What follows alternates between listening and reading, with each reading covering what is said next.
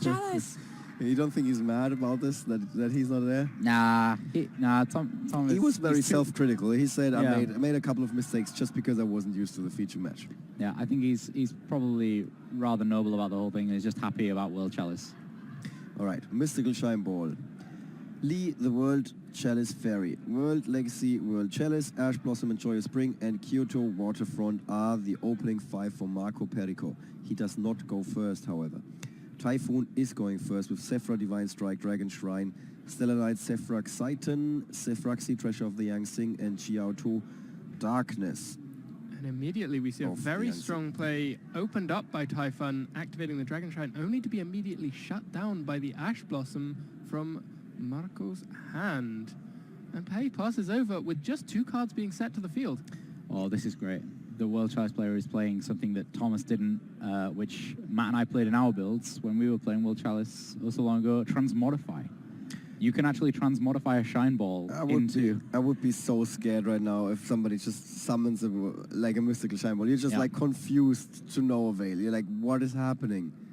Yeah, you can. He didn't in this case, but you can transmodify Shine Ball up into Venus, which is really powerful. To be honest, Lee, you can transmodify Lee into Venus, which is I think where he's probably going to go with this. He's going to normal summon Lee.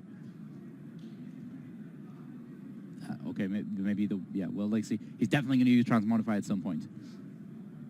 Not yet. Yeah, so there we see Lee now. He's the counters are just ticking up on that Kyoto waterfront. Looking at 2 right now. We had a situation earlier this weekend where both players would have been left with a Kaiju on the field and they both could have used those counters, 5 of them, in that particular scenario. It turns out, by the way, that Kaijus do actually, well, specifically Garmasil, does actually say you can negate any effect apart from Garmasil. So you can't have 2 Garmasils negate each other.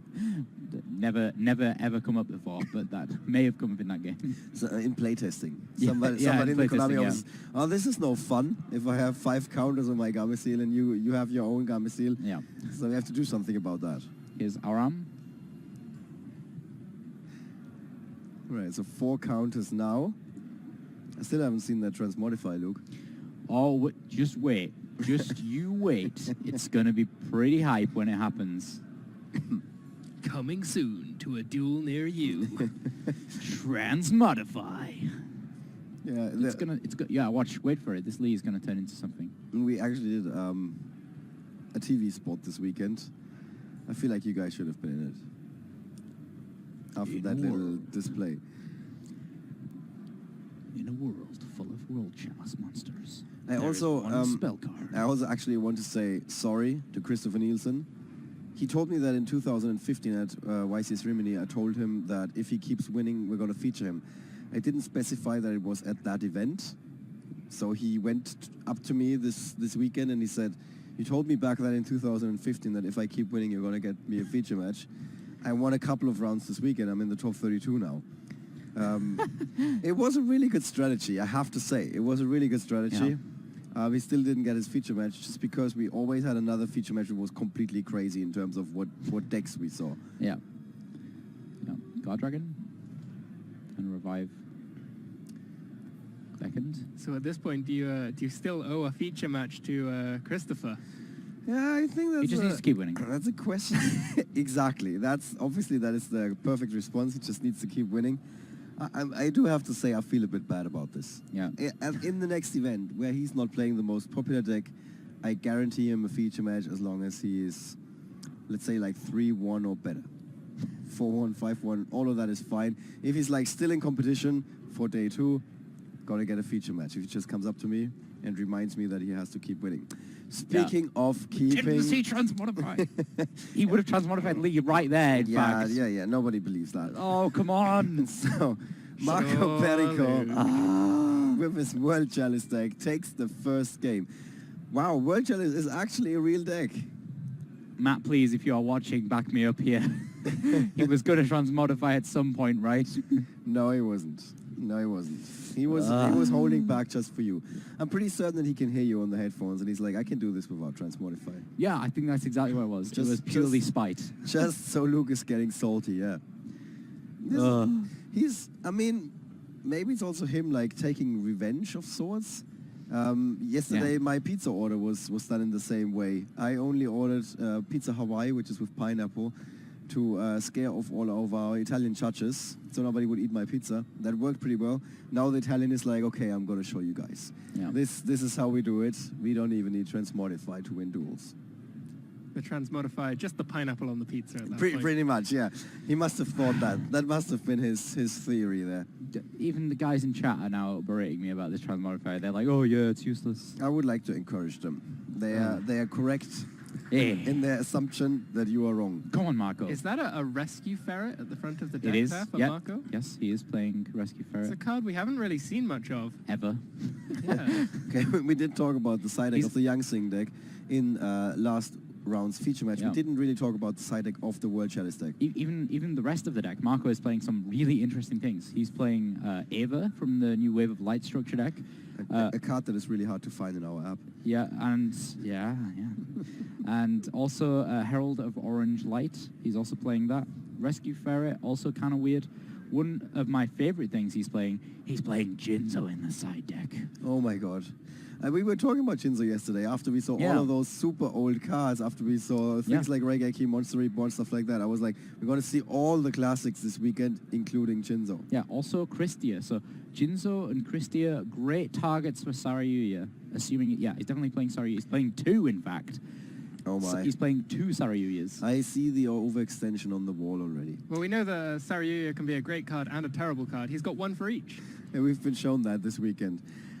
He's in his side deck. He's playing Mind Control, Anti-Spell Fragrance, Evenly Matched, Mask of Restriction. Yeah, I think this is Mask of Restrict. There's nothing following there. Raigeki, Arcloud Christia, as you mentioned, Jinzo, and Abyss Dweller. Interesting Abyss Dweller in the side deck, but no space in his extra deck because he needed those 2 copies of Saryu. Okay, second game. This time it's going to be Typhoon going first. Still with 34 minutes left on the round, that first game didn't take long at all. Yeah, blazed. Yeah, through that. Give credit where credit is due to Typhoon, who shuffled up very early. Deja vu. Typhoon starting again with the Dragon Shrine, but this time no Ash Blossom in Marco's hand, so we'll get to see some more of these plays coming up behind it. Yeah, actually no interaction whatsoever in Marco's hand with Twin Twisters, Agent of Creation, Venus, World Legacy, World Chalice, Lee, and Beckoned by the World Chalice. I love that I'm getting paid by word when I'm doing the translations. And you have these card names.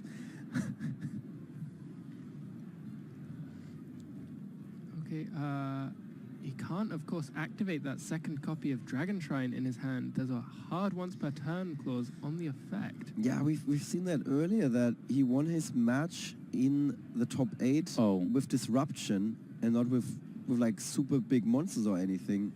This time he doesn't really have any disruption. There's a this is huge. Twin Twister, really big, really big. Yeah, he has. This might be the shortest top 4 match we've seen in a long time. Yeah, he's got an Orange Light just in case he's going to get ashed at any point. He can just play Herald of Orange Light and be completely fine. Oh my god, this is crazy. This is completely crazy. Look at World Chalice exploding here. Is this a real deck? Yeah. Yes, it is. Look at him. Do you know how like rapidly Thomas is waving this World Chalice flag outside right now? It's a lot. It's a lot. Yeah, there's probably a typhoon outside from him waving so much. Yes, in fact, there is. And very soon there might be 2 typhoons outside. Yeah, I think maybe we'll see Sarayuya here. Yep, here we go. So Sarayuya plus the multiple summons from the material used. So Ash Blossom not even being used to try and negate the effect. Or was there no draw effect because 2 Shine Balls? Yeah, I think maybe 2 Shine Balls actually. Yeah, it was 2. It was. So that was just the special summon effect from the Sarayuya. Yeah. Maybe we're still resolving World Legacy World Chalice. It's hard to say. Yeah, I think actually, yeah, we were just resolving World Legacy World Chalice. Okay.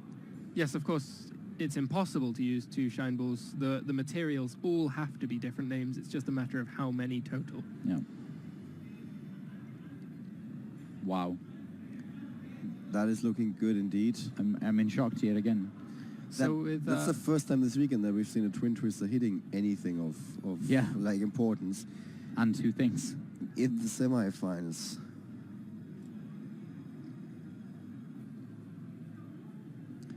So, but Marco is like very cool and collected here. Cool as a cucumber. The Ash Blossom comes down here, but as you there's said, the negation. Herald of Orange Light. And that is the win for Italy. Marco Perico with World Chalice in just 10 short minutes advances.